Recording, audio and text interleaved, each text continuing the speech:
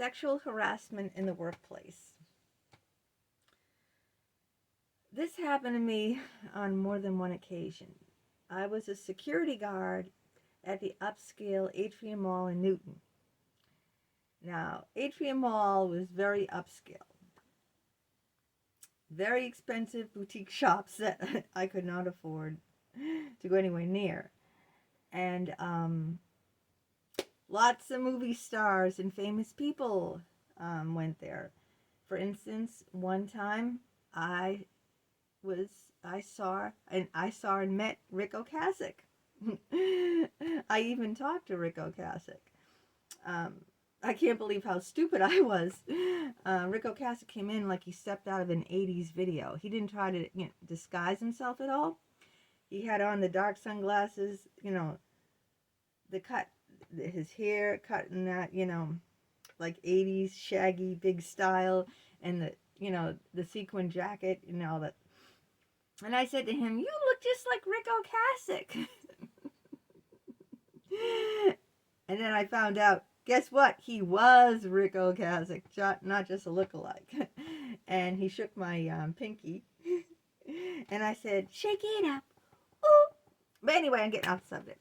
So a lot of famous people. He wasn't the only famous person who entered that mall. There was tons of them. Richard Dreyfuss, James Taylor, and that's just to name a few. And I loved working at that mall. I did have, the first sexual harassment I had was with another security guard there, because I was the only woman security guard. In the security field, it's mostly men, probably like 95% of men, very few women. And the manager hired me as their token woman. He wanted, you have to have that token minority. Well, I was a token minority. They didn't have any woman. It was all men. So I was their token minority. I was their woman, the only one.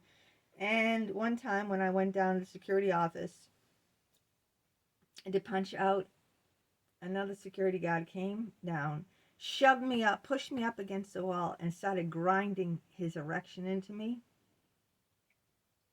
And then started trying to kiss me on the mouth. And I kept turning my head and I kept saying, "No, no!" So, I mean, after a few screams. But the security office is down on the D level, which is the bottom level, like the lowest level. It's like in the basement, right? Think of being in the basement in a mansion that has like 5 levels. So you're not really going to hear the screams because no one goes down to that level D, unless you're a security guard. No one else parks there. No one else has any business there. Nobody goes there unless there's security. It's on the very bottom level. But he did back off, and I ran out. I never reported him.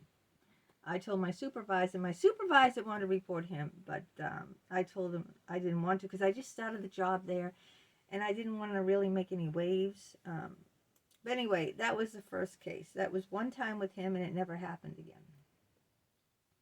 But there was another incident of sexual harassment at the workplace. Now, this is when the mall was closing, right? If you know now, I think there's a medical office. I think it's it's a fitness center now, and I think they have some medical offices in there as well. But it's predominantly a fitness center, like a big gym, a workout place. But back in the day, it was an upscale mall, the Atrium. And so at that point, it was closing, it was losing money hand over fist, and a lot of the shops were leaving and moving into other places like Chestnut Hill Mall across the highway there at Route 9. And Legacy Place in Dedham on Route 1, they were moving, and they were closing down, and it was just becoming like an empty shell. At the point that I was working there, I had to work there, I never had a break. I worked all week across the street at Chestnut Hill, and then on the weekends I had to work at the Atrium. And, so I never really got to spend any time with my family or anything. or go on vacation or do anything. It was a really crappy job at that point. Now, when I first started, it was an upscale mall. But after years, I worked there like almost 6 years, okay? After years, it turned, every store started leaving, and before they sold the building to a Bullfinch, they sold us a Bullfinch. It was just like an empty shell, but they still needed security. Why? I don't know. All the stores were gone, okay? I guess they just needed security in case someone came in and, I don't know, set a fire, or homeless people, sheltered there. I don't know. It was an empty shell. There was no people there. All the stores had moved away to other locations. And so there was only one security officer on shift per 8-hour shift. So when I was there, I was all alone, except for some construction men. And they treated me like dirt, too. They always treat women like dirt. I remember one of them said, "Oh, can I come in? I want to sit down." He wanted to come into the security office. Well, guess what? We're not supposed to allow anyone to go into the security office except security. And I told him, "No, I'm really sorry. Only security can come in here." And he said, "You bitch. I mean, this wasn't my rules. I didn't make them." If someone would have seen me with him in the office, I would have gotten a lot of trouble. But he thought I was just being, I don't know, mean or something. I wasn't, honestly. So there was a security guard, Walter. He was Italian, and he was very narcissistic. And he worked the night shift. And I worked 7 to 3, and he worked all night. He was like the night watchman. And so I would come in to relieve Walter, okay? And he wouldn't leave.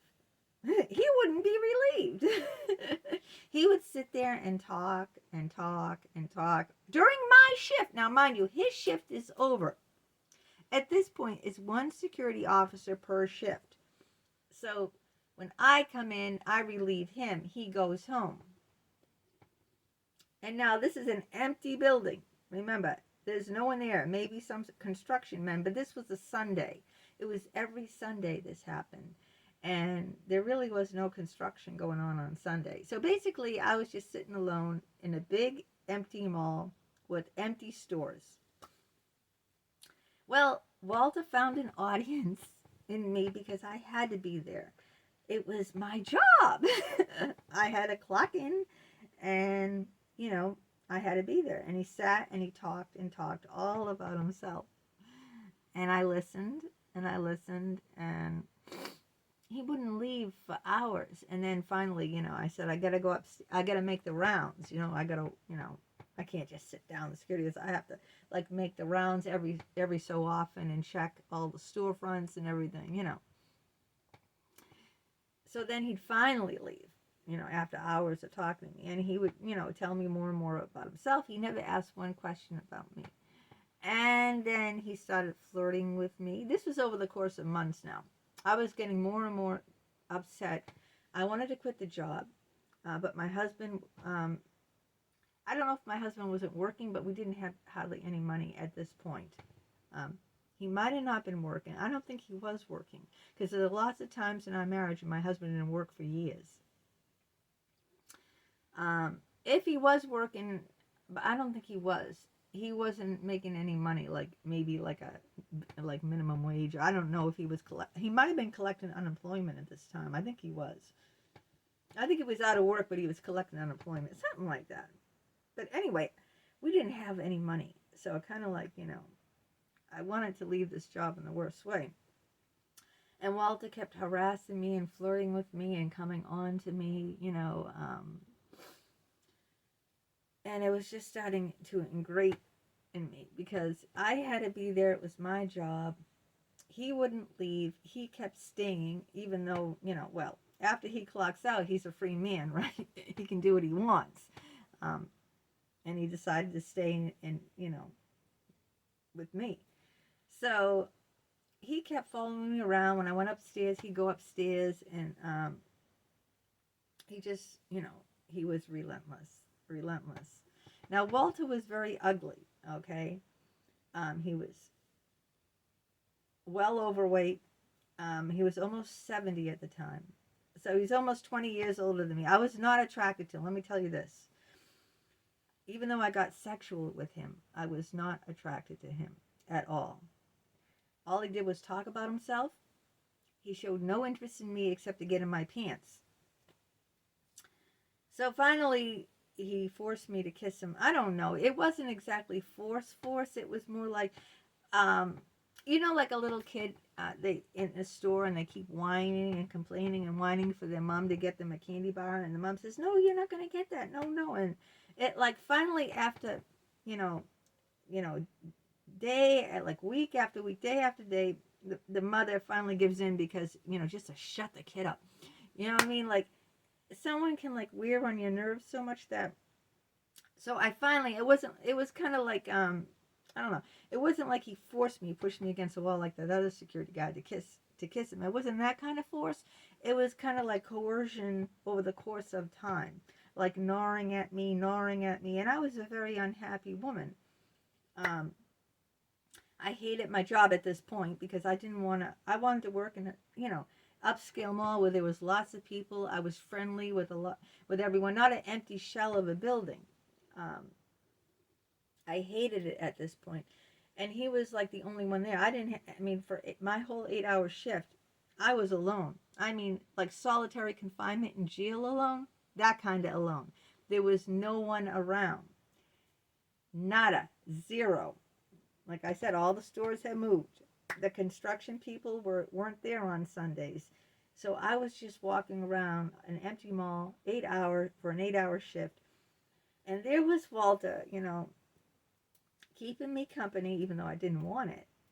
I was very unhappy with my marriage. I was very unhappy with my life. This was before Jim. I think I might have been starting to see Jim as a psychologist, but nothing was going on with me and Jim at this time. So one thing led to another, and I kissed him.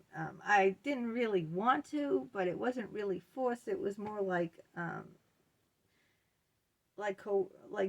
I don't know how to describe it. Like I said with the toddler, screaming and fussing all the time until the parent finally gives in. And that's how I felt. Like I finally gave in, even though I didn't want to, but I wasn't like he didn't like physically force me to do it.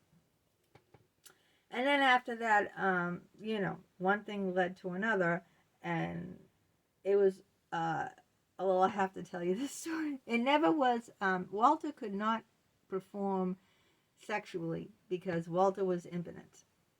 And we'll get to that too. He was impotent. So, the security office now had moved from the basement to upstairs, and we took over this upscale boutique. It was an empty storefront, but it was an upscale boutique at one time. And the security office moved up there. And in the bathroom of that empty boutique now, which turned into the security office, it had a shower, and it was all mirrored.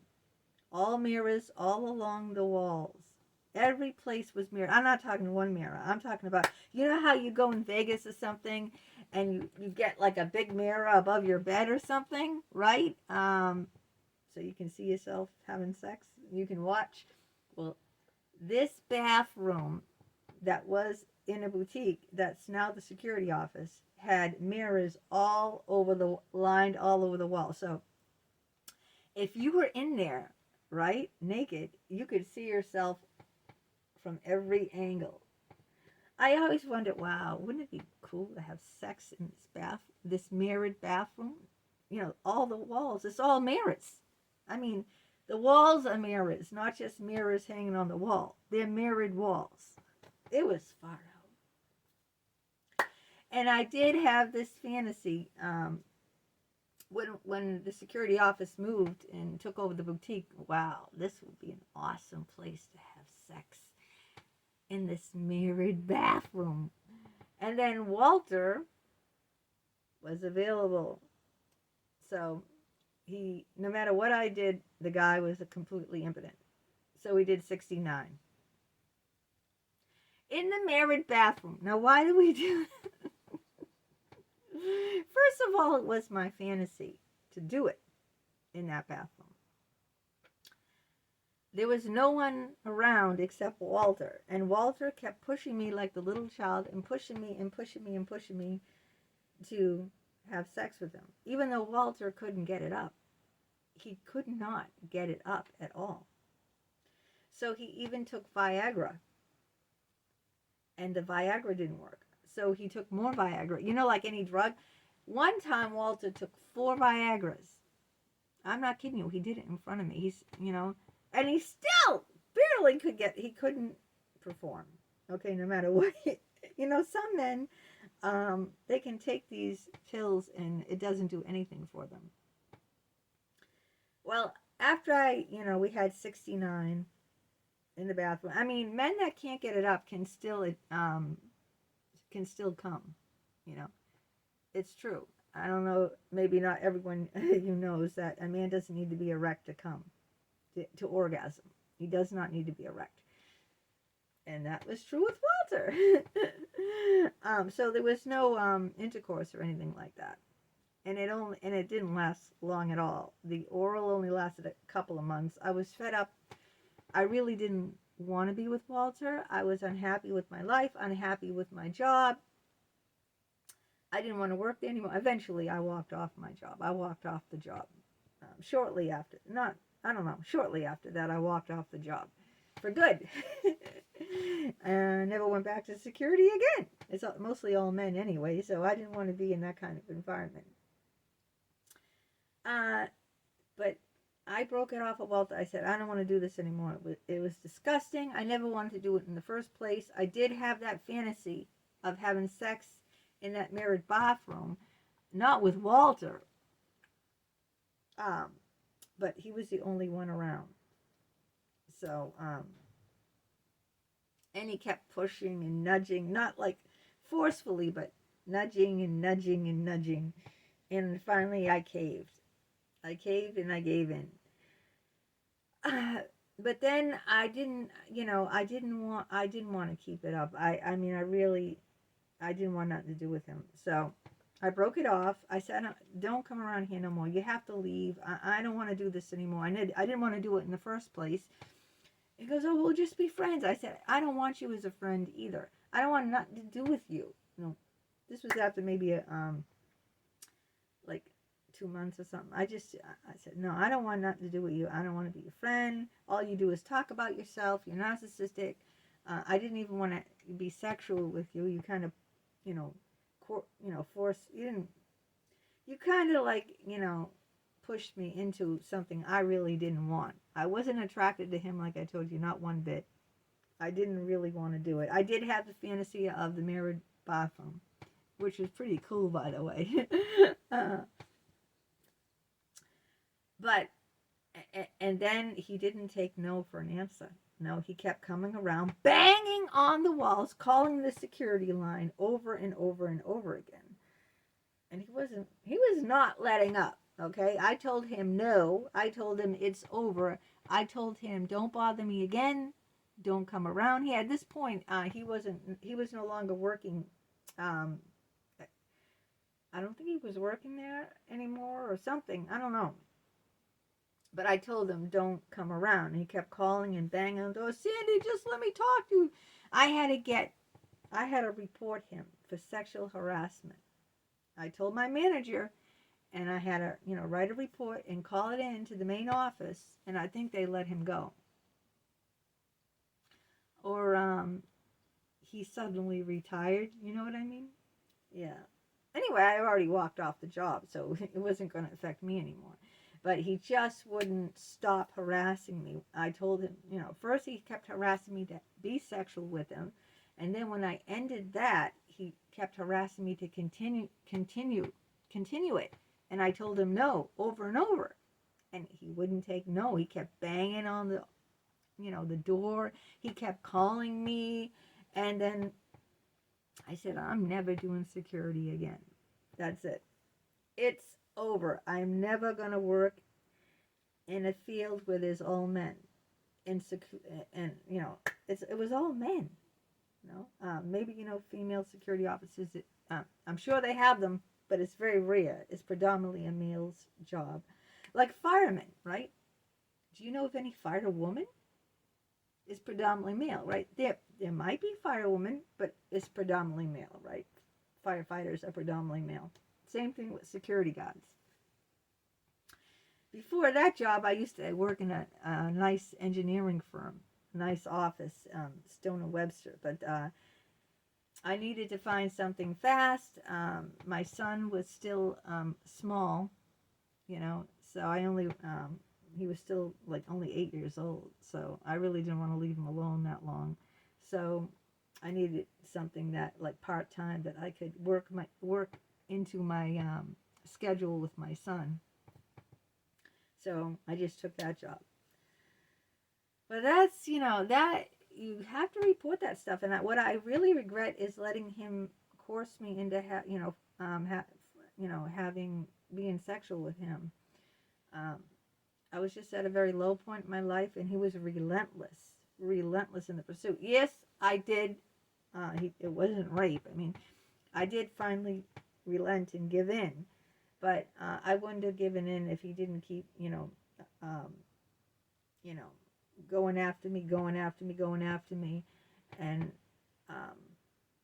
then when I finally said no, permanently, never want to see your face again, he didn't take no for an answer. And he wouldn't stop. I had to report him. And he had to be, fired. Or told, why don't you retire now, or else you're going to be fired. It was put like that. In other words, you're not going to work here anymore. What do you want to do? Retire or be fired? Yeah, you have to stand up for yourself. I didn't with the first guy who physically attacked me. This guy physically threw me up against a wall and tried to forcefully kiss me, but I wouldn't let him. I kept moving my head and screaming no and trying to push back. But with Walter, it was kind of like insidious the way he crept in and kept trying, kept following me week after week, following me, and was unrelentless until I finally said yes, like that parent who finally gives in after the kid throws tantrum after tantrum. I didn't want to do it. I wasn't attracted to him. I even look back and say, why the hell did I do that? Except for that one fantasy of that bathroom because of the mirrors,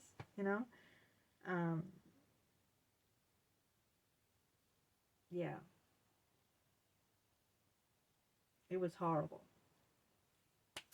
And guess what? After that job, I never worked with people again.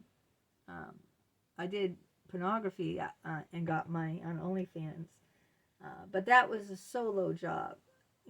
That was just me doing videos like this, except they were sexual videos. And then, getting money for that. But I wasn't with someone. I wasn't working with someone. But after that job, I never took another job again. My husband would be very angry. You need to get another security job. I go, I'm never getting another security job ever again. I am never working with men again, ever. And then look what happened. Jim came along. A psychologist. So now I'm anti-people. Anti-people! No. Don't let anyone force you to do anything you don't want to do. Okay? Just don't. I should have reported him in the beginning. That's what that's my advice to myself and to anyone else. I should have reported his ass in the beginning. I should have never let him even kiss me. I should have never let him talk me into it. I was at a very low point in my life. We had no money. It was very boring. I have to be honest. Working in an empty, building with no people, 8 hours every day. It was very, very grueling on me. And out of sheer loneliness and sheer desperation, and I guess because he kept pushing and pushing and pushing, I finally relented. But I should have reported him. I should have never gave in. So that was my deepest regret. I should have never done it. So, and that one, what's funny? His wife calls, because he was married now. His wife calls late at night, 10:30 at night. This is after, I dumped him.